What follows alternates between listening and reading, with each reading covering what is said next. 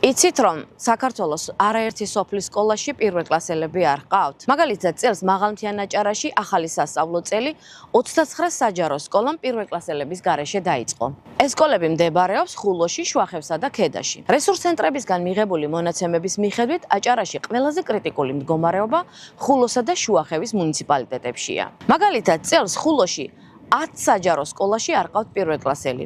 შუახევში 15 საჯარო სკოლა დარჩა პირველ კლასელის გარეშე. ქედაში კი 4 საჯარო სკოლა ასევე არის პირველ კლასელების გარეშე.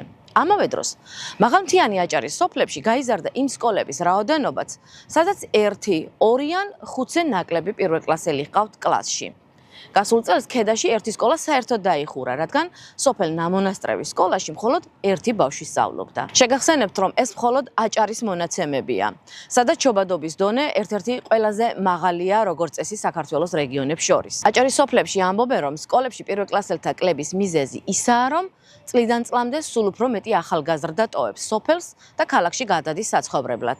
ამის ყველაზე ხშირი მიზეზი უმუშევრობა და უპერსპექტივობაა, რაც ადამიანებს სახლის დატოვებას აიძულებს, საკუთარი სოფლის, ქალაქის და ქვეყნისაც კი. მაგალითად, ომბუდსმენის 2024 წლის ანგარიშის მიხედვით, გასულ წელს 3900 მოსწავლეს შეუჩერდა სტატუსი უცხოეთში გამგზავრების გამო. მძიმე ეკონომიკური მდგომარეობის გამო მშობლები შვილებთან ერთად ტოვებენ ქვეყანას.